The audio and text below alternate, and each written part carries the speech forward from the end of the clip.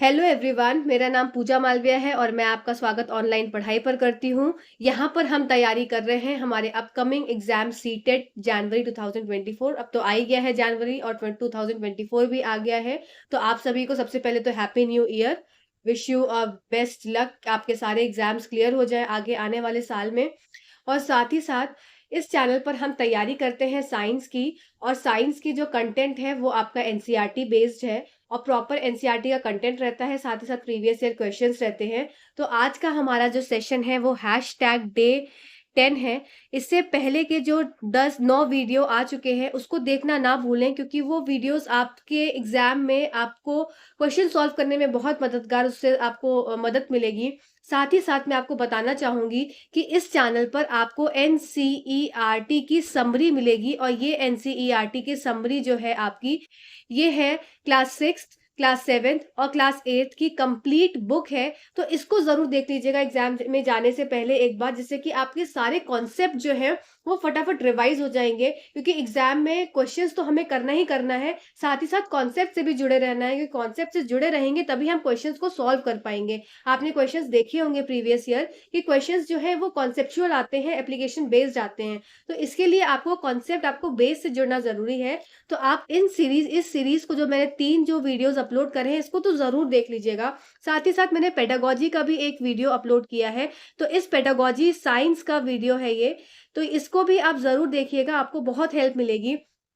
चलिए आज का हमारा इंपॉर्टेंट सेशन हम स्टार्ट करते हैं। और वीडियो स्टार्ट करने से पहले अगर आप चैनल पे नए हैं तो चैनल को सब्सक्राइब जरूर कर लीजिएगा। आपको इस चैनल से आपके मतलब के वीडियोस मिल जाएंगे जो कि आपके एग्जाम को क्लियर करने में हेल्प करेंगे। साथ ही साथ मेरा कॉन्टैक्ट है, जिससे कि आप मुझसे डायरेक्टली कॉन्टैक्ट कर सकते हैं मेरी टेलीग्राम चैनल से जुड़ के। तो टेलीग्राम चैनल से आप जरूर जुड़िएगा, और साथ ही साथ अगर आपका कोई पर्सनल क्वेश्चन हो, आपको कुछ डाउट हो, आपको क्वेश्चन पूछना है, तो आप इस टेलीग्राम चैनल पे भेज सकते हैं। साथ ही साथ ईमेल आईडी पे भी आप भेज सकते हैं। तो चलिए आज का वीडियो स्टार्ट करते हैं। आज हम करने वाले हैं न्यूमेरिकल्स, और ये न्यूमेरिकल्स आपके प्रीवियस ईयर क्वेश्चंस ही हैं। तो बहुत ध्यान से करिएगा, क्योंकि सीटेट में पेपर में क्या होता है कि हमारा क्वेश्चंस रिपीट होते हैं, बस उसकी क्या है वर्डिंग्स, डिजिट्स, ये सब चेंज किया जाता है। तो आइए चलिए स्टार्ट कर देते हैं, और ये सेशन बहुत अच्छा होने वाला है, आपको बहुत मजा आएगा। चलिए, तो सबसे पहला क्वेश्चन है कि राघव एक बच्चा है जो कि ऑब्जर्व कर रहा है अपनी इमेज को in front of a plane mirror. एक समतल दर्पण है जिसके आगे राघव खड़ा है और वो अपनी इमेज जो है वो देख रहा है। अब ये बता रहे हैं कि distance between himself and the mirror is 5 metre. बनाते जाते हैं जैसा बोल रहे हैं।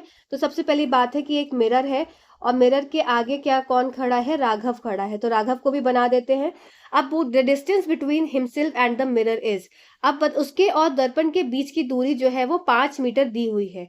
तो इसका मतलब ये जो दूरी है ये कितनी दी है, 5 मीटर दी हुई है।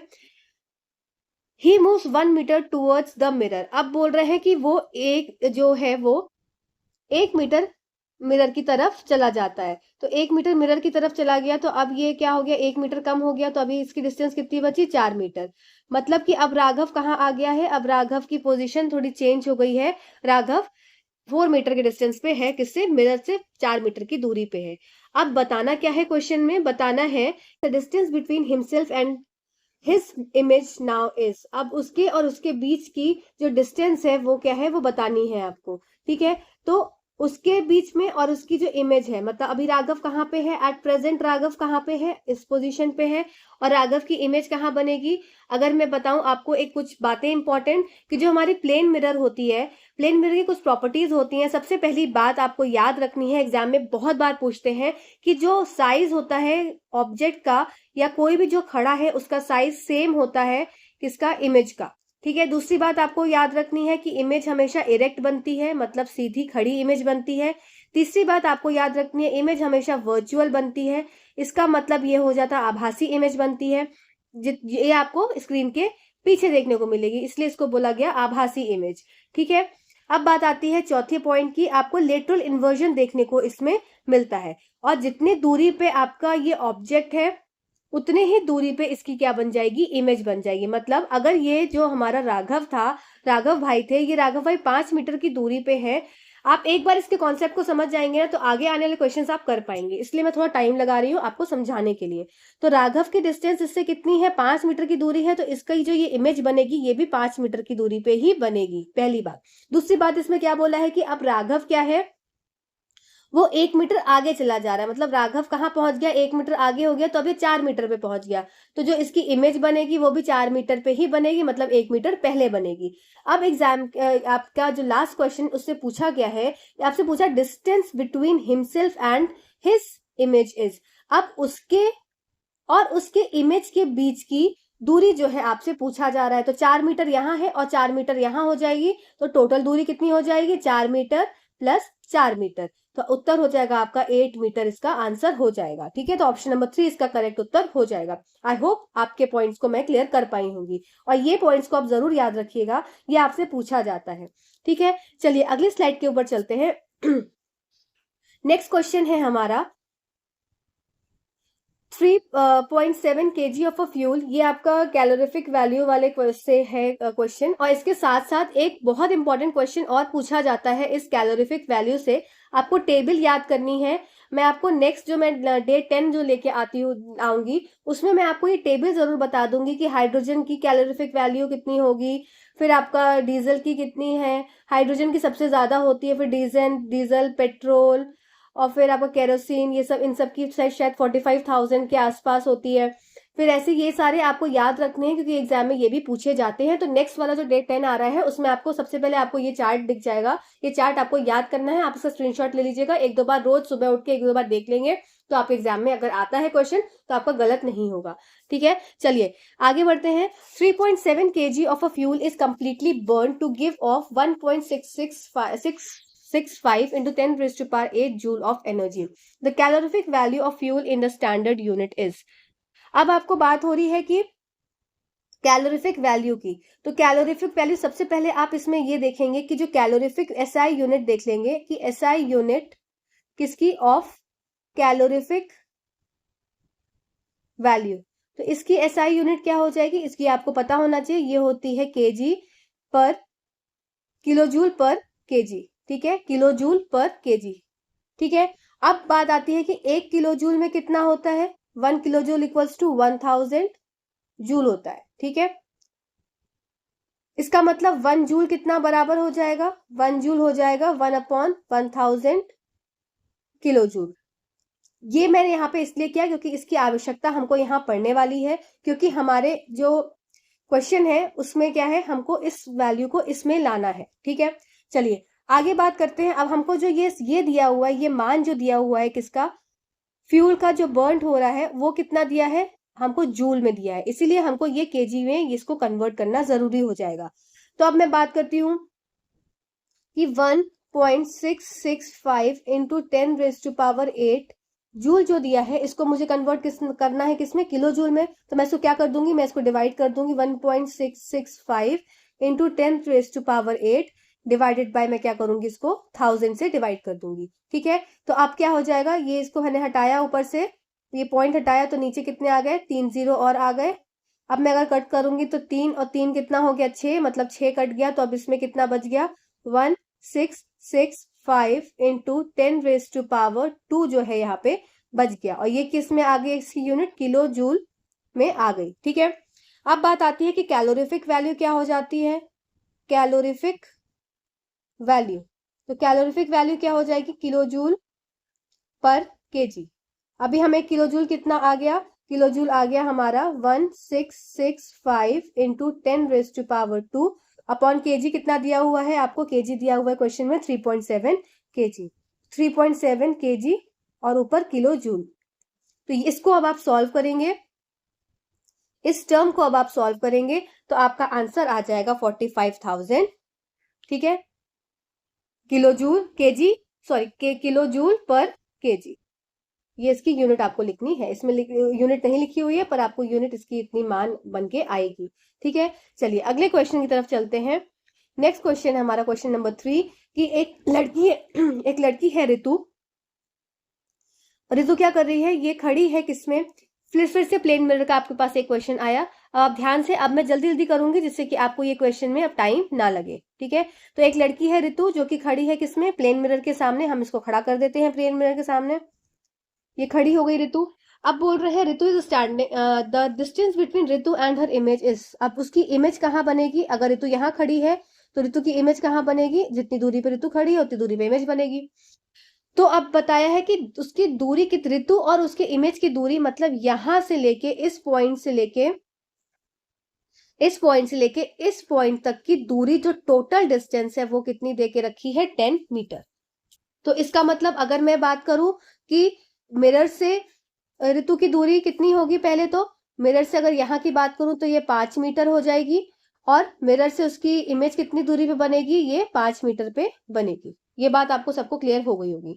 अब बोल रहे हैं नेक्स्ट में कि if she moves 2 metre towards the mirror, यदि वो 2 मीटर मिरर की तरफ जाती है। अब उसको 2 मीटर पास बढ़ा देते हैं। अब ऋतु यहाँ खड़ी थी, इसको 2 मीटर यहाँ बढ़ा देते हैं, तो 2 मीटर अगर मैंने इसको यहाँ बढ़ाया तो ऋतु आ गई कहाँ पे, अब यहाँ आ गई। तो इसका जो इमेज बनेगी वो भी तो 2 मीटर पहले ही बनेगी। तो 2 मीटर अगर मैंने इसमें से माइनस किया, ये 2 मीटर था, तो 5 में से 2 गया तो कितना बच गया, अब ये बचा यहाँ पे हमारा, ये बचा ये डिस्टेंस 3 मीटर, ठीक है। अब यहां से भी 2 मीटर पहले आ गई, 2 मीटर पहले आ गई, तो यहाँ की डिस्टेंस कितनी बची, ये भी 3 मीटर बची, ठीक है।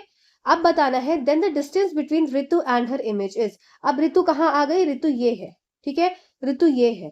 तो ऋतु की ये क्या था, ऋतु ओरिजिनल थी, और यहाँ था ऋतु की इमेज थी। तो अब इसके बीच में क्या हो जाएगा डिस्टेंस, तो इसके बीच में डिस्टेंस हो जाएगा 3 + 3 = 6 मीटर, ठीक है। तो इसके हिसाब से ऑप्शन नंबर 4 इसका करेक्ट उत्तर हो जाएगा। स्क्रीनशॉट आप ले लीजिए, आप फिर से करके देखिएगा, आपको आ जाएगा। नेक्स्ट क्वेश्चन की तरफ चलते हैं। नेक्स्ट क्वेश्चन है हमारा, अ बस covers the first 10 kilometre of its journey at an average speed of 40 kilometre per our. अभी क्या बात होती है, अभी आपको एक फॉर्मूला पता है कि स्पीड बराबर हो जाता है किसके, डिस्टेंस अपॉन टाइम, ये सबको पता है। और एवरेज स्पीड से हर बार क्वेश्चन आता है, तो ध्यान से देखेंगे कैसा क्वेश्चन है।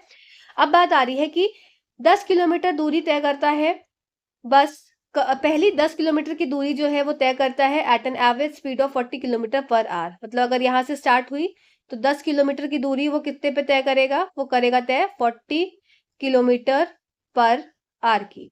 एंड द रिमेनिंग, और बाकी बची हुई 45 किलोमीटर, और बची हुई दूरी कितनी है, 45 किलोमीटर है। तो ये बची हुई 45 kilometre at an average speed of 60 kilometre per hour की स्पीड से बस जो है ये ट्रैवल कर रही है, ठीक है।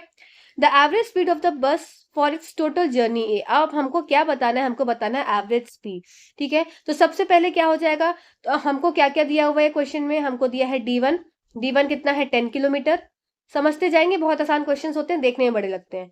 फिर D2 क्या दिया हुआ है, D2 दिया है 45 किलोमीटर, ठीक है। अब एवरेज स्पीड अगर मैं बोलूं तो एवरेज स्पीड S1 जो हो जाएगी वो कितनी दी है, 40 किलोमीटर पर आवर, और आपकी एवरेज स्पीड S2 कितनी दे के रखी है, 60 किलोमीटर पर आवर, ठीक है।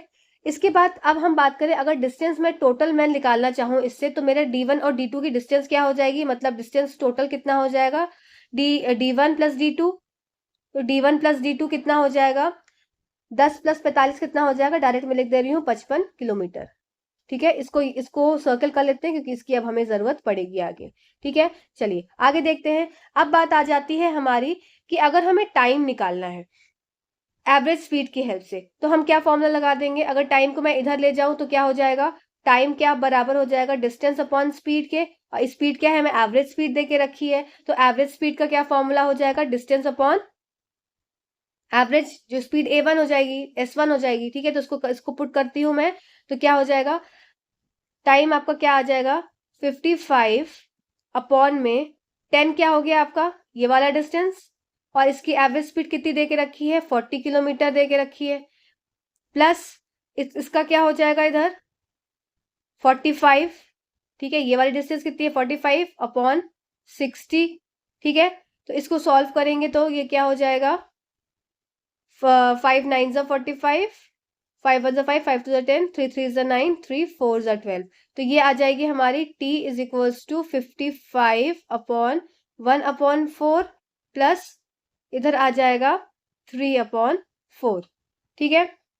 अब इसको सॉल्व करते हैं, तो 4 और 4 क्या हो जाएगा इधर, 55/1/1, तो ये कैंसिल हो गया, तो ये आ जाएगी आपकी 55 किलोमीटर पर आवर, ठीक है। तो ये क्या आ गई, एवरेज स्पीड। ये बात समझ में आई कि इधर मैंने क्या किया, इधर मैंने क्या किया, डिस्टेंस को d1 d2 कर दिया, फिर टाइम क्या हो जाएगा, डिस्टेंस अपॉन स्पीड। अब डिस्टेंस टोटल डिस्टेंस, आपको एवरेज स्पीड की बात कर रहे हैं तो एवरेज हमेशा क्या हो जाएगा, एवरेज स्पीड की बात अगर कर रहे हैं तो टोटल डिस्टेंस और टोटल टाइम की बात होती है, ठीक है। अब टोटल टाइम हमको निकालना है, हमें एवरेज स्पीड दे के रखी है, तो हमने क्या किया, इधर टोटल टाइम टोटल डिस्टेंस कर दिया और टोटल टाइम के लिए एवरेज 10/40 कर दिया और इधर 45/60 कर दिया, ठीक है। चलिए नेक्स्ट क्वेश्चन की तरफ चलते हैं। नेक्स्ट क्वेश्चन है, अ बस travels eight a speed of 50 kilometre per hour for 12 minutes. अब जैसा जैसा बोलते जा रहे हैं वैसा वैसा हम लिखते जाएंगे। तो सबसे पहले क्या लिखते हैं, देखिए सबसे पहले लिखते हैं कि अगर S1 दे के रखा है, S1 कितना है, स्पीड 1 कितनी दे के रखी है, स्पीड 1 दी है 50 किलोमीटर पर आवर, ठीक है। और T1 कितना दे के रखा है, T1 दे के रखा है 12 मिनट्स।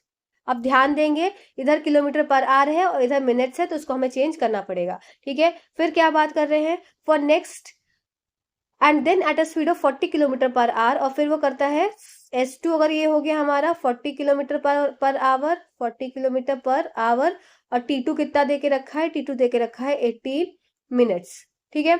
तो टोटल डिस्टेंस हमको निकालनी है। तो total distance covered by the bus during this time is, ये हमको क्या करना है, ये हमको निकालना है। तो हमने क्या फॉर्मूला पढ़ा है कि स्पीड बराबर होता है डिस्टेंस अपॉन टाइम के। इसके हिसाब से डिस्टेंस क्या हो जाएगा, डिस्टेंस हो जाएगा स्पीड इनटू टाइम। अब इस फॉर्मूले को पुट करके हमको सारा खेल जो है वो करना है। तो टी वाले, अगर मैं इसकी वाले बात करूं, ये वाले इसकी बात करती हूँ पहले। तो टी कितना दे के रखा है, 12 मिनट दे के रखा है। अब इसको मुझे कन्वर्ट करना है किसमें, आवर में। तो 1 मिनट में कितने आवर होते हैं, 1 minute is equals to 1/60 hour, ठीक है। 1 मिनट में 1/60 आवर होते हैं। तो 12 मिनट में कितने हो जाएंगे, 12 मिनट में हो जाएंगे 12/60 आवर। इसका मतलब 1/5 आवर हो जाएगा। पहली चीज ये ध्यान रखना है। उसके बाद आपका D1 कितना हो जाएगा, फिर इसके हिसाब से D1 आएगा आपका, D1 इक्वल्स टू 50। आप इसको फॉर्मूले में पुट करेंगे, ठीक है। स्पीड कितनी दे के रखी है, पहले वाले की, अभी हम सब फर्स्ट वाला निकाल रहे हैं, 50 किलोमीटर पर आवर, और स्पीड इंटू टाइम क्या हो जाएगा, टाइम जो हमने निकाला, क्या निकाला इधर, ये देख सकते हैं इधर, ये निकाला हमने 1/5 आवर। आपको स्लो लग रहा हो तो आप इसको 2x पे देख लीजिएगा, पर मुझे सबके हिसाब से चलना है तो थोड़ा मैं स्लो बताऊंगी, जैसे कि न्यूमेरिकल है, आपका कंसेप्ट क्लियर हो जाए, ठीक है। तो D1 कितना आ जाएगा, D1 हो जाएगा आपका 5 से ये वो 10 टाइम्स गया, तो ये आपका R से R कैंसिल हो गया, तो D1 हो जाएगा 10 किलोमीटर्स, ठीक है। हमारा D1 आ गया है। अब इसी हिसाब से हम D2 भी निकाल लेंगे। तो D2 कैसे निकालेंगे, सबसे पहले देखते हैं D2 कैसे निकालेंगे। आपको 40 किलोमीटर दिया हुआ है क्या, स्पीड, और इसको भी अगर मैं यहाँ पे डायरेक्टली इसको चेंज करती हूँ, किसको, टाइम को। तो टाइम को चेंज करने के लिए मैं यहाँ पे डायरेक्टली अब 18/60 कर दूंगी। जैसे यहाँ पे मैंने अलग से दिखाया, यहाँ पे 18/60 कर दूंगी, मेरा इधर ही डायरेक्टली कैंसिल हो जाएगा। 0 से 0 गया, 2 2 ज़ा 4, 2 3 ज़ा 6, 3 9 ज़ा 18, 3 6 ज़ा 18, तो 6। अब यहाँ पे D2 क्या आ गया, मेरा D2 आ गया 12 किलोमीटर्स, ठीक है। अब आपको मुझसे अब क्या पूछा इसने क्वेश्चन में, टोटल डिस्टेंस पूछा। तो टोटल डिस्टेंस क्या हो जाएगी, D1 प्लस D2। आपका D1 कितना आया था, D1 आया था आपका 10 किलोमीटर्स प्लस 12 किलोमीटर, तो आपका टोटल डिस्टेंस हो जाएगा कितना, 22 किलोमीटर। इसके हिसाब से मेरा ऑप्शन नंबर 2 जो है वो करेक्ट उत्तर हो जाएगा। स्क्रीनशॉट ले लीजिए, फिर से करके देखिएगा, आपको समझ में आ जाएगा, ठीक है। नेक्स्ट क्वेश्चन की तरफ चलते हैं कि Meera cycles to a friend house 5 kilometre away. अब मीरा एक लड़की है जो कि जा रही है किसी दोस्त के यहाँ, जो कि 5 किलोमीटर की दूरी पर है, और वो ऐसा कर क्यों रही है, क्योंकि उसको एक पैकेट को डिलीवर करना है, ठीक है। She goes eight a speed of 12 kilometre per our and returns eight a speed of, अब देख लेते हैं, मीरा का घर ये है मान लो, और मीरा अपने घर से दूसरे घर पे जा रही है इनका घर किसी और कलर से बना देते हैं, ये दूसरे का घर है, ठीक है। तो मीरा अपने घर से दूसरे के घर पे जा रही है, कैसे? साइकिल से जा रही है, और उसकी दूरी, यहाँ से दूरी कितनी है इसकी? 5 किलोमीटर है। समझते जाएंगे, बहुत अच्छा क्वेश्चन है ये। She goes eight a speed of 12 kilometre per our. अब वो जाती है किस स्पीड से? ध्यान से देखेंगे, वो जा रही है किस स्पीड से? 12 किलोमीटर पर आवर से। ये तो वो जा रही है। और वापस कैसे आ रही है? वो वापस आ रही है 8 किलोमीटर प्रति घंटे की स्पीड से, ठीक है। तब इसका मतलब यहाँ पे टोटल डिस्टेंस कितना हो जाएगा? सोच के बताइए कि 5 किलोमीटर जाना और 5 किलोमीटर आना, तो टोटल डिस्टेंस कितना हो जाएगा? 10 किलोमीटर्स। ये ध्यान रखना है, हमें 5 किलोमीटर नहीं लेना है, हमको 10 किलोमीटर लेना है, ठीक है। ये जो चीज है इसको आप ध्यान में रखेंगे। तो अब इसके हिसाब से क्या हो जाएगा? इसके हिसाब से आपका T1 क्या हो जाएगा? T1 हो जाएगा D1 अपॉन S1। तो इसकी वैल्यू अगर हम पुट करते हैं तो आपका D1 कितना है? 5 अपॉन S1 कितना है? स्पीड कितनी है आपकी? 12 किलोमीटर, 12, और ये भी किलोमीटर में, और ये भी किलोमीटर पर आवर। किलोमीटर से किलोमीटर कैंसिल हो गया, तो इसका मतलब इसका आया 5/12 आवर, ठीक है। अब बात आती है कि आपकी T2 की। तो T2 कैसे निकाल लेंगे? T2 निकालेंगे D2 अपॉन S2, ठीक है। तो T2 कैसे निकलेगा? आपको ये डिस्टेंस देके रखी है और स्पीड देके रखी है, तो आप T2 निकाल सकते हैं। तो D2 क्या हो जाएगा? D2 भी 5 किलोमीटर हो जाएगा, 5 किलोमीटर जा रही है, 5 किलोमीटर आ रही है, अपॉन S2 कितना हो जाएगा? 8 किलोमीटर। ऊपर किलोमीटर, नीचे किलोमीटर, और पर आवर, तो इसका हो जाएगा 5/8 आवर। अब हमारे पास दो आए, हमारा एक ये आया और एक ये आया, T1 और T2। तो अब हम बात करते हैं किसकी? टोटल टाइम की। तो टोटल टाइम, क्योंकि हमको क्या निकालना है? हमको एवरेज स्पीड निकालना है, और एवरेज स्पीड हमेशा क्या होता है? एवरेज स्पीड हमारा बराबर हो जाता है क्या? टोटल डिस्टेंस अपॉन में टोटल टाइम, ठीक है। एवरेज स्पीड कैसे होता है? टोटल डिस्टेंस अपॉन में टोटल टाइम। तो अब टोटल टाइम कितना हो जाएगा? अगर मैं टोटल टाइम की बात करूं, तो ये दोनों हमारा टाइम है, तो T1 प्लस T2 हो जाएगा। तो T1 कितना देख आया है? T1 हमारा 5/12 आया है, और T2 कितना आया है? 5/8 आया है। तो इसको मैं जब सॉल्व करूंगी, चलिए इसको डायरेक्टली क्वेश्चन में पुट कर देते हैं, ठीक है। अब इससे हम एवरेज स्पीड निकाल लेंगे। तो एवरेज स्पीड हमारी क्या हो जाएगी? टोटल डिस्टेंस कितना हो जाएगा? 5 + 5 अपॉन 5/12 प्लस 5/8। तो इसको जब मैं सॉल्व करती हूँ तो क्या आ जाएगा? इधर 10 आ जाएगा, अपॉन 12 और 8 का एलसीएम हो जाएगा 24, 12 2 24 और 5 2 10, प्लस 8 3 24 और 5 3 15, ठीक है। तो इसके हिसाब से कितना आ गया? 10/25 इंटू 24। अब जब इसको अब इसको सॉल्व करेंगे, 5 5 25, 5 2 10, तो ये हो जाएगा 48 डिवाइडेड बाय 5। तो 5 9 45 होता है, तो 9.6 किलोमीटर पर आवर आपका पहला वाला ऑप्शन जो है इसका उत्तर हो जाएगा, ठीक है। आप याद रखेंगे, जब भी एवरेज स्पीड की बात करेगा कोई भी क्वेश्चन में, तो एवरेज स्पीड के लिए आपको टोटल डिस्टेंस चाहिए और टोटल टाइम चाहिए, ठीक है, क्योंकि एवरेज हमेशा इसी ढंग से निकालते हैं, total time upon total distance. और ये जो है इससे हर बार क्वेश्चन आता है, तो ध्यान से इन क्वेश्चंस को आप रिपीट करके देखेंगे, जिससे कि आपका कॉन्सेप्ट जो है वो क्लियर हो जाए। चलिए अगले क्वेश्चन की तरफ चलते हैं। अगला क्वेश्चन है, the odometer of a bus reach 4000 kilometre at starting point from Delhi. अब ओडोमीटर क्या कर रहा है? ओडोमीटर जो आपका डिस्टेंस को नापता है, और स्पीडोमीटर क्या करता है? स्पीड को नापता है, ठीक है। ये चीजें याद रखेंगे कि ओडोमीटर का काम क्या है? डिस्टेंस को नापना, और स्पीडोमीटर का काम है स्पीड को नापना, ठीक है। तो ओडोमीटर क्या कर रहा है? ये नाप रहा है क्या? बस को।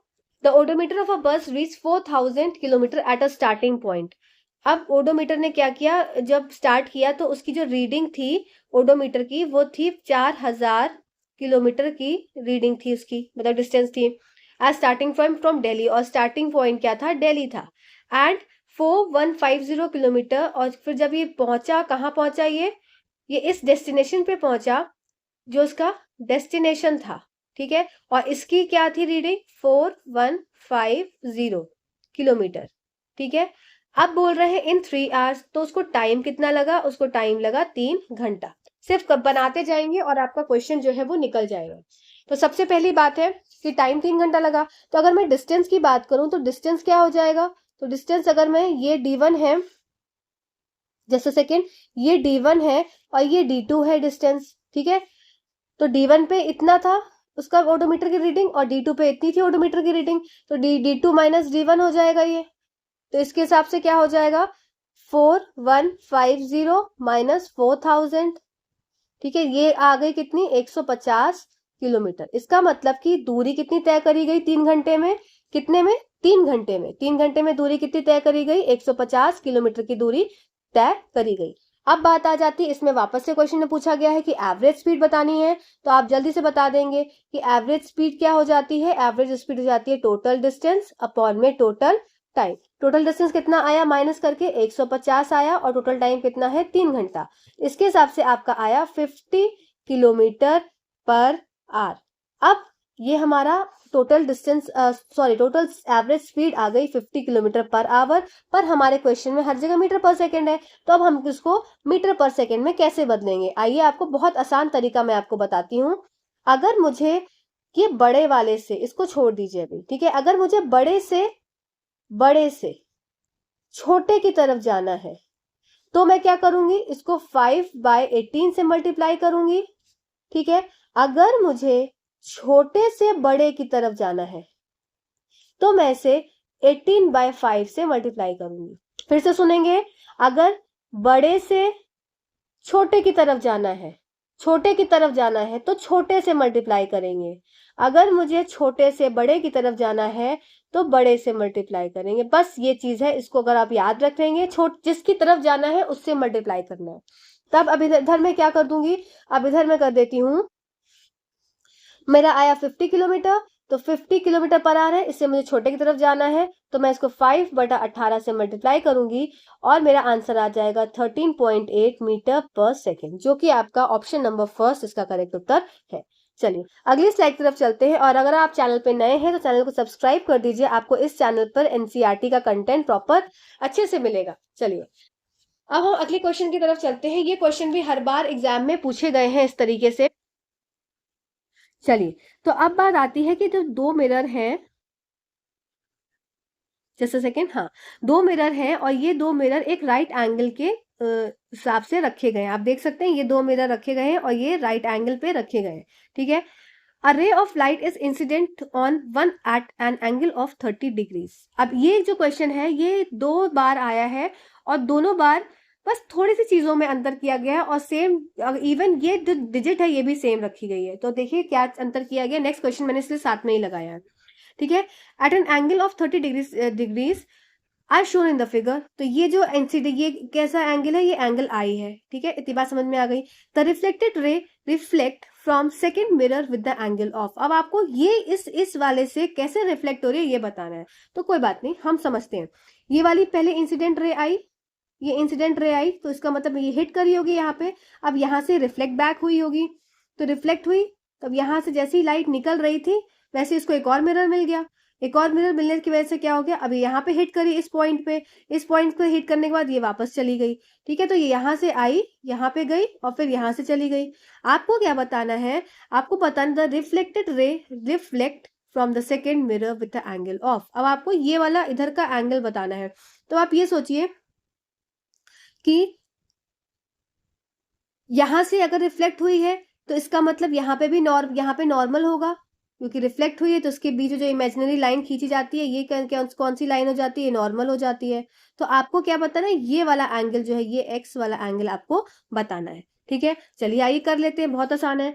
अब देखिए ये यहाँ से यहाँ पे क्या है, इस वाली लाइन पे अगर मैं फर्स्ट इमेज इधर की बात करूं, ये लाइन क्या है, इसकी नॉर्मल है, ठीक है। ये लाइन क्या है, इसकी नॉर्मल है। अगर ये एंगल आई है तो इसके बाजू वाला जो एंगल हो जाएगा, ये वाला एंगल क्या हो जाएगा, ये भी 30 हो जाएगा। क्यों 30 हो जाएगा, क्योंकि जो नॉर्मल से और जो रिफ्लेक्ट होने वाले नॉर्मल और रिफ्लेक्टेड रे के बीच का जो एंगल होता है वो हो जाता है एंगल आर। तो ये इसका मतलब एंगल आर हो गया, क्योंकि हमारा जो लॉ कहता है वो क्या बोलता है, एंगल आई बराबर होता है एंगल आर के हमेशा। ठीक है, ध्यान से सुनते जाएंगे।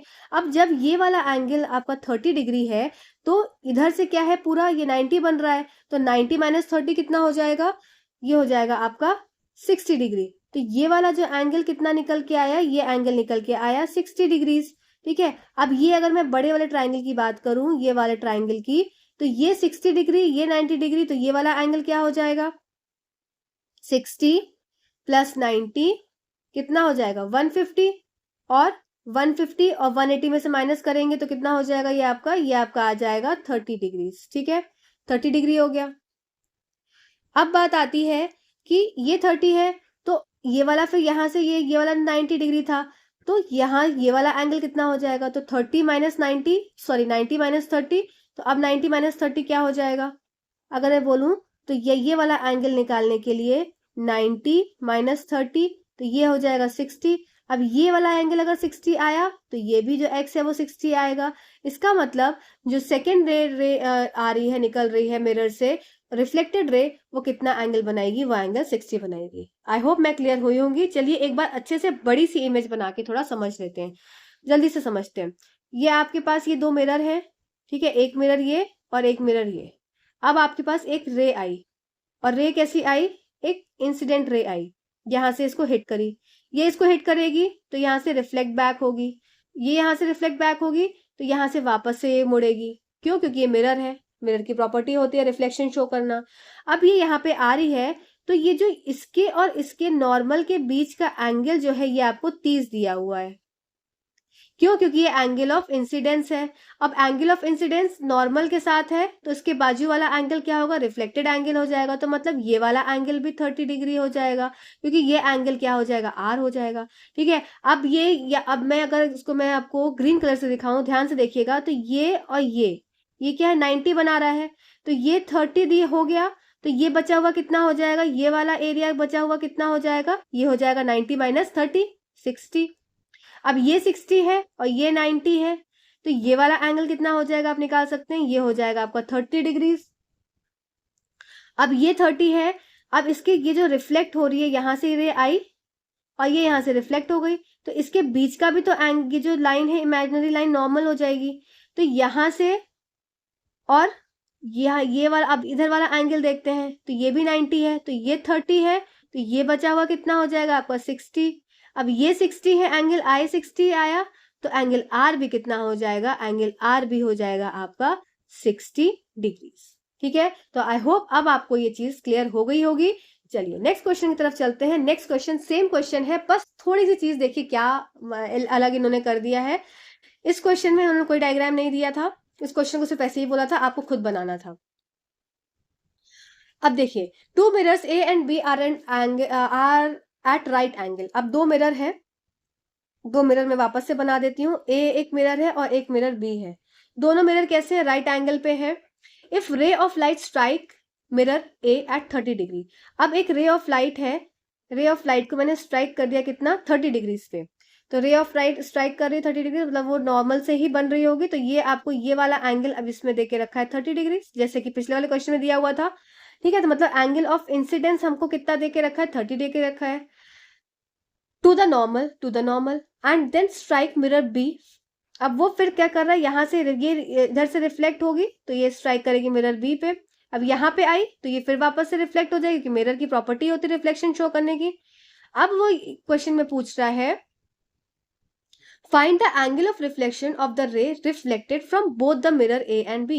अब इसमें क्या पूछा, उसमें सिर्फ इधर वाला पूछा था, इधर वाला एरिया। अब इसमें क्या है कि इधर का भी पूछा और इधर का भी, चीज वही पूछी, अब आपको दोनों चीजें बतानी है। ठीक है, इधर से कैसे रिफ्लेक्शन का कौन सा एंगल बना, और इधर का, तो इधर का तो आप डायरेक्टली बता सकते हैं कि ये 30 है, तो ये वाला भी जो हो जाएगा ये 30 हो जाएगा। ठीक है, क्यों, क्योंकि ये नॉर्मल है, तो ये 30, तो ये वाली भी 30। अब आप अगर आप आगे नहीं भी सॉल्व करते, तो आप इससे फर्स्ट ऑप्शन पे पहुंच जाते हैं, पर हम सॉल्व करके देख लेते हैं, क्योंकि मान लो अगर ऐसा ऑप्शन ना दिया होता तो 30 आया, तो अब ये 30 है, तो ये वाला एंगल कितना हो जाएगा, ये वाला एंगल हो जाएगा 60 डिग्रीज। ये फिर ये 90 है, तो ये वाला कैसा कितना हो जाएगा, 30 डिग्रीज। अब ये 30 है, तो यहां पे मैंने क्या कर दिया, एक नॉर्मल खींच दी, ठीक है, तो ये वाला एंगल कितना आया मेरा, ये 60 आया, ये 60 आया, तो ये भी 60 आया। इसका मतलब कि मेरा एंगल ऑफ आर जो पहले मिरर से बना वो 30 बना, और जो एंगल आर बना दूसरे मिरर से वो कितना बन गया, 60 बन गया। इस हिसाब से ऑप्शन नंबर फर्स्ट मेरा करेक्ट उत्तर हो गया। चलिए नेक्स्ट क्वेश्चन की तरफ चलते हैं। तो क्वेश्चन बहुत अच्छा था।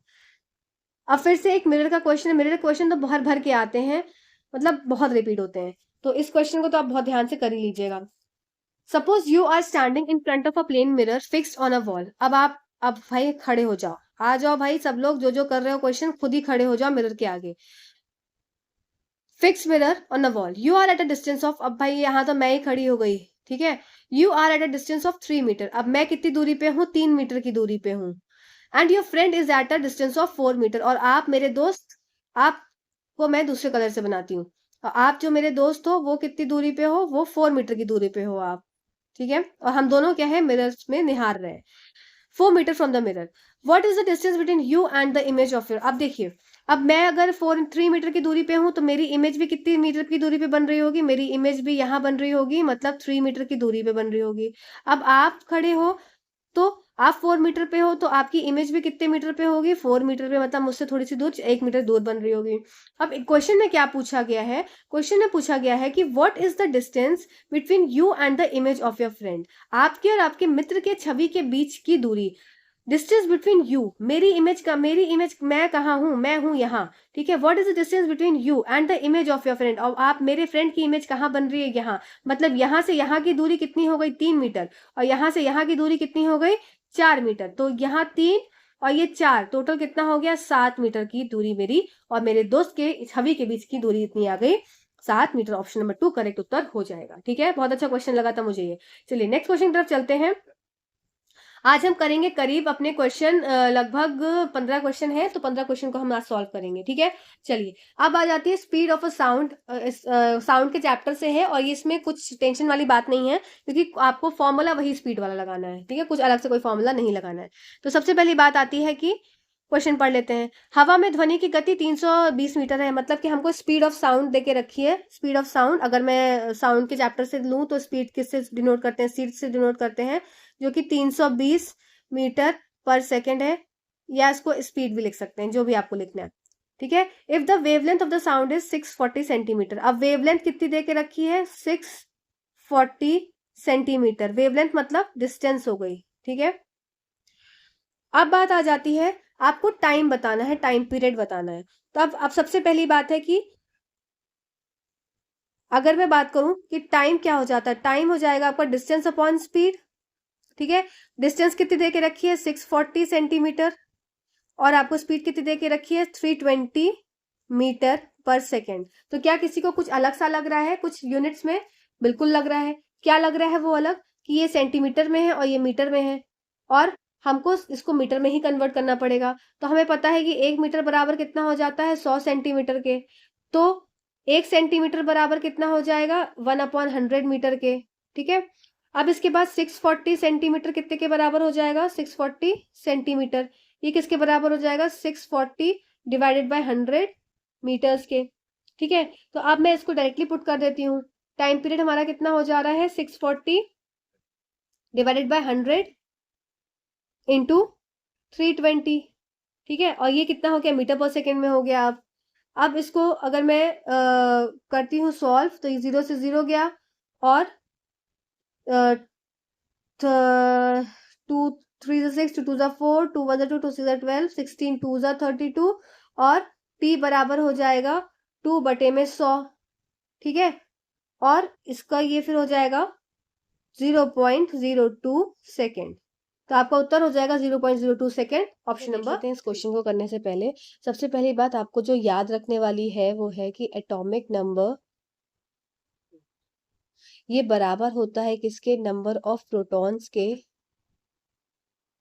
और ये बराबर हो जाता है नंबर ऑफ इलेक्ट्रॉन्स के, ठीक है। तो ये चीज आपको याद रखनी है इसमें, पहली चीज।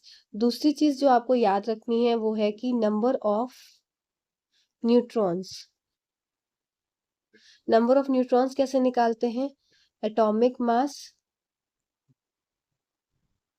माइनस एटॉमिक नंबर, ठीक है। तो नंबर ऑफ न्यूट्रॉन्स कैसे निकालेंगे, एटॉमिक मास को माइनस कर देंगे एटॉमिक नंबर में से आपका नंबर ऑफ न्यूट्रॉन्स आ जाएगा। और अगर ये क्वेश्चन में एटॉमिक नंबर दिया हुआ है तो नंबर ऑफ प्रोटॉन्स और नंबर ऑफ इलेक्ट्रॉन्स आप निकाल सकते हैं। कैसे? क्योंकि ये एटॉमिक नंबर के बराबर होते हैं। तीसरी चीज आपको जो दिमाग में रखनी है वो ये रखना है कि अगर आपके पास कोई भी एलिमेंट दिया है, जैसे कि एक्स है, एक्स एलिमेंट है और उसका कुछ ऐसा आयन सा फॉर्म आपको दिया गया है, तो इसमें क्या करना है, अगर प्लस का साइन आपको देखने को मिलेगा, ये बात याद रखेंगे, अगर प्लस का साइन आपको देखने को मिलेगा तो आप एटॉमिक नंबर में से उतनी ही वैल्यू को घटा देंगे। ठीक है। अगर मान लीजिए यहाँ पे +3 लिखा है तो आप उसी में से एटॉमिक नंबर में से -3 कर देंगे। पर अगर यहाँ पे मान लीजिए x-3 था, या इसको ऐसे नहीं लिखते हैं, इसको x-3 लिखते हैं, तो अगर ये आपका x-3 होता तो आप एटॉमिक नंबर में से कोई +3 ऐड कर देंगे। अगर माइनस का साइन है तो आप प्लस करेंगे, अगर प्लस का साइन है तो आप माइनस करेंगे। आप ये बात को याद रखेंगे। ठीक है। तो इससे क्या है, आपके आयंस वाले फॉर्म के जो एलिमेंट्स हैं उसके आप सही आंसर तक पहुंच सकते हैं। तो ये 3 बातें आपको याद रखनी है। चलिए हम देख लेते हैं कि अब ये क्वेश्चन में क्या क्या पूछा गया है। अब इन्हीं 3 बातों को हमें याद रखना है और हमारा क्वेश्चन सॉल्व हो जाएगा। अब एक आयन आपको दिया हुआ है, क्या, x+3 आयन आपको दिया गया है, x+3। ठीक है। Obtain from an element x, एक कोई एलिमेंट है x, उससे x+3 जो आयन है वो बनना है, जिसका एटॉमिक मास आपको क्वेश्चन में क्या दिया गया है, एटॉमिक मास, द्रव्यमान, आपको उसका द्रव्यमान जो है वो परमाणु द्रव्यमान है इसका 27। ठीक है। और इसका परमाणु संख्या जो है, एटॉमिक नंबर है, ये आपको दी गई है 13। ठीक। आपको ये चीज दी हुई है और साथ ही साथ एक एलिमेंट दिया है x+3 आयन के फॉर्म में। अब आपको क्या क्या बताना है, आपको क्वेश्चन में पूछा गया है कि नंबर ऑफ प्रोटॉन्स आपको बताना है। बहुत आसान क्वेश्चन है, एक नंबर सब फ्री के होते हैं। नंबर ऑफ इलेक्ट्रॉन्स आपको बताना है। ठीक है। और नंबर ऑफ न्यूट्रॉन्स आपको बताना है। ठीक है। ये 3 चीजें आपको बतानी है। ठीक है। तो अभी मैंने क्या बताया था कि अगर मैं बात करूं कि एटॉमिक नंबर, द्रव्यमान संख्या की, ये द्रव्यमान संख्या जो होती है, सॉरी, परमाणु संख्या, द्रव्यमान संख्या नहीं, परमाणु संख्या जो होती है, एटॉमिक नंबर बराबर हो जाता है किसके, नंबर ऑफ प्रोटॉन्स के, और ये बराबर हो जाता है किसके, नंबर ऑफ इलेक्ट्रॉन्स के। ठीक है। तब इसके हिसाब से आपके नंबर ऑफ प्रोटॉन्स कितने हो जाएंगे, आपके नंबर ऑफ प्रोटॉन्स आ जाएंगे, पहली चीज हमारी आ जाएगी कि नंबर ऑफ प्रोटॉन्स हमारे आ जाएंगे कितने, एटॉमिक नंबर है 13, तो नंबर ऑफ प्रोटॉन्स भी 13 हो जाएंगे। अब बात आ जाती है दूसरे की, जो होती है नंबर ऑफ इलेक्ट्रॉन्स। अब नंबर ऑफ इलेक्ट्रॉन्स, अगर एक सिंपल हमारा एटॉमिक नंबर 13 वाला एटम होता, एलिमेंट होता, तो इसमें हमारा 13 हो जाता। पर यहाँ पे हमें क्या दे के रखा है, x+3 दे के रखा है, तो नंबर ऑफ इलेक्ट्रॉन्स हमारे कितने हो जाएंगे, जो एटॉमिक नंबर है, एटॉमिक नंबर माइनस आपके जो ये आया +3 वाला केस है, तो +3 में से -3 हम कर देंगे, तो ये आ जाएगा आपका 13 -3 = 10। तो आपके नंबर ऑफ इलेक्ट्रॉन्स कितने आ गए, 10 आ गए। नंबर ऑफ प्रोटॉन्स कितने आ गए, 13 आ गए। अब हमारी तीसरी चीज क्या पूछी है, नंबर ऑफ न्यूट्रॉन्स पूछा है। ठीक है। तो नंबर ऑफ न्यूट्रॉन्स क्या थे, atomic mass, atomic mass minus atomic number. Mass कितना दे के रखा है, 27 है, और नंबर है 23, सॉरी 13, तो ये हो जाएगा आपका 1 और 4। तो एटॉमिक जो नंबर ऑफ न्यूट्रॉन्स आए वो 14 है। तो इसके हिसाब से आपका 13, 10 और 14 वाला केस आप देख लेंगे। तो 13, 10 और 14 वाला केस आपका हो गया फोर्थ वाला ऑप्शन। आई होप मैं अपने पॉइंट्स में क्लियर हुई होंगी। ठीक है। चलिए अगली स्लाइड की तरफ चलते हैं। अगला क्वेश्चन है हमारा, एन ऑब्जेक्ट ऑफ मास। ये क्वेश्चन बहुत रिपीटेड क्वेश्चन है, ये मोस्ट रिपीटेड क्वेश्चन में से ये वाला है, मिरर वाला है, ये सब क्वेश्चन बहुत बार आते हैं, रिपीट हो कर आते हैं। अब हमने आपने अगर क्लास 7, क्लास 8 की आपने एनसीईआरटी की समरी अगर आपने देखी होगी, तो उसमें मैंने एक बात बताई थी कि कोई भी चीज अगर स्लाइड हो रही है और उसमें वो कंटिन्यू स्लाइड होती जा रही है, तो वो कभी रुकेगी नहीं। अगर वो कैसी सरफेस है, फ्रिक्शन लेस सरफेस है, कैसी सरफेस जहाँ पे आपका जो फ्रिक्शन है वो नहीं लग पा रहा है। ठीक है, जहाँ पे घर्षण जो है वो नहीं लग रहा है। अगर घर्षण कोई भी चीज क्यों रुकती है, क्योंकि उसमें घर्षण लगता है। ठीक है, पर कोई भी चीज कभी नहीं रुकेगी, चलती रहेगी अनंत चलती रहेगी, क्यों? क्योंकि उसमें घर्षण नहीं लग रहा है। तो यही क्वेश्चन यहाँ पे दिया गया है कि एक ऑब्जेक्ट है जिसका मास 6 kg है। तो हमें ये जो सब लिखा हुआ है ना कि मास 6 kg, इन सबसे कोई मतलब ही नहीं है, सब तो फालतू में भ्रमित करने के लिए है। Is sliding on a frictionless horizontal surface. जैसे ही आपको घर्षण रहित फ्रिक्शनलेस वर्ड मिल जाएगा, आप उस पर उत्तर लगा देंगे 0। ठीक है, क्योंकि आपको फालतू में आपको ज्यादा पढ़ने की भी जरूरत नहीं है। तो frictionless horizontal surface with uniform. अब आपसे दूसरी चीज क्या है, आपको पहला चीज कंडीशन देखना है कि सरफेस कैसी है, फ्रिक्शनलेस। ठीक है, और फ्रिक्शन लेस सरफेस, और दूसरी चीज क्या है, उसकी यूनिफॉर्म स्पीड है। ये 2 पॉइंट आप याद रखेंगे, आपका क्वेश्चन का आंसर 0 होगा। ठीक है, यूनिफॉर्म स्पीड जो है 3 मीटर पर सेकेंड। ये सब जो है ना स्पीड वगैरह, ये सब सिर्फ भ्रमित करने के लिए दिए जाते हैं क्वेश्चन में। The force required to keep, अब आपसे फोर्स जो है वो पूछ रहा है, तो इसमें कुछ नहीं ऐसा करना है, क्योंकि उसको सेम स्पीड पे मूव कराते रहना है। तो वो सेम स्पीड पे तो वैसे ही मूव कर रहा है, तो इसका क्या हो जाएगा, 0 फोर्स उस पर लगेगी, क्योंकि वो ऑलरेडी फ्रिक्शनलेस और यूनिफॉर्म स्पीड पे चल रहा है, तो उस पर कोई फोर्स लगाने की आवश्यकता नहीं है। ठीक है, चलिए अगले क्वेश्चन की तरफ चलते हैं। अगला क्वेश्चन है हमारा,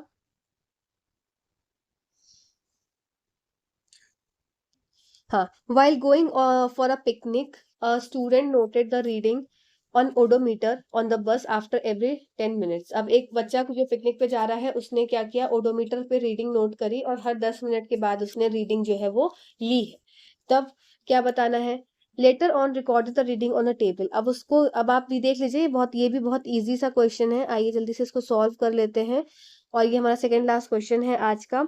तो अब टाइम आपका क्या है, 8 बजे शुरू हुआ और 9 बजे खत्म हो गया। मतलब कि अगर मैं टाइम की बात करूं, तो हमारा टाइम क्या हो जाएगा, 9 - 8 इज इक्वल्स टू 1 आवर। ठीक है, टाइम कितना आ गया, 1 घंटा। आपसे क्या पूछा है, एवरेज स्पीड है। एवरेज स्पीड का फॉर्मूला क्या हो जाता है, total distance upon total time. Time कितना आ गया, टोटल टाइम, टीटी कितना आ गया आपका, 9 आ गया, सॉरी 1 आ गया, 9 - 8। अब टोटल डिस्टेंस क्या हो जाएगा, टोटल डिस्टेंस कैसे निकालेंगे, d1 - d2। तो ये वाला डिस्टेंस पहला डिस्टेंस था, और ये वाला डिस्टेंस फाइनल डिस्टेंस था। ठीक है, तो इसके हिसाब से क्या हो जाएगा आपका, 78806 - 78752। तो ये हो जाएगा 4, 5, 54 किलोमीटर आपका क्या हो गया, टोटल डिस्टेंस हो गया। टोटल टाइम हमने यहाँ निकाल लिया था। तो आपका एवरेज स्पीड का फॉर्मूला क्या हो जाएगा, टोटल डिस्टेंस कितना है, 54 किलोमीटर अपॉन 1 आवर। ठीक है, अब आपको क्वेश्चन में देखो ये भी दिया हुआ है, पर क्वेश्चन में एक और चीज जो है शातिर पने वाली, वो दी है कि मीटर पर सेकंड में देना है आपको, और आपका आंसर क्या आ रहा है, 54 किलोमीटर पर आवर। आप जल्दी जल्दी में क्या करेंगे, इसी को टिक करके आ जाएंगे, उसी में आपका क्वेश्चन रहेगा गलत, क्योंकि मीटर पर सेकंड में कन्वर्ट करना है। तो मैंने क्या बताया था कि बड़े वाले को अगर छोटे में जाना है, तो छोटे से ही मल्टीप्लाई करना पड़ेगा 5/18 से, और अगर छोटे से बड़े में जाना है तो 18/5। तो मतलब 54 को मैं मल्टीप्लाई करूंगी किससे, 5/18 से। तो मेरा आंसर आ जाएगा 15 मीटर पर सेकेंड, जो कि ऑप्शन नंबर फर्स्ट करेक्ट उत्तर है। ठीक है, चलिए अगले क्वेश्चन की तरफ चलते हैं। अगला क्वेश्चन है हमारा आज का आखिरी क्वेश्चन, और आई होप, मुझे ऐसा लगता है कि आपको सेशन अच्छा लगा होगा। कमेंट सेक्शन में जरूर कमेंट करके बताइएगा, आपके कमेंट्स का मुझे बहुत इंतजार रहता है। प्लीज कमेंट करा करिए, प्लीज कमेंट करा करिए।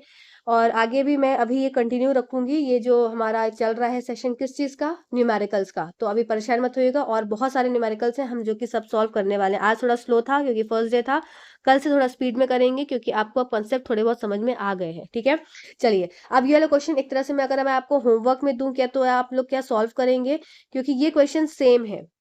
तो अगर मैं होमवर्क में देती हूँ तो आप लोग करेंगे सॉल्व, प्लीज आप लोग सॉल्व करिएगा। और इसका जो आंसर है और इसका जो सॉल्यूशन है, इसका आंसर प्लस इसका जो सॉल्यूशन है, जो नेक्स्ट कल जो वीडियो आपको मिलेगा, उस वीडियो में आपको इसका सॉल्यूशन और प्लस इसका आंसर जो है वो मिलेगा। ठीक है, आई होप आपको चैनल पे अच्छा लगा होगा आकर, और नए हो चैनल पे तो सब्सक्राइब जरूर कर लीजिएगा, और प्लीज लाइक करा करिए, शेयर करा करिए, और इवन कमेंट करा करिए प्लीज, बहुत बहुत ज्यादा मोटिवेशन लगता है। चलिए, thank you so much watching this video, thank you.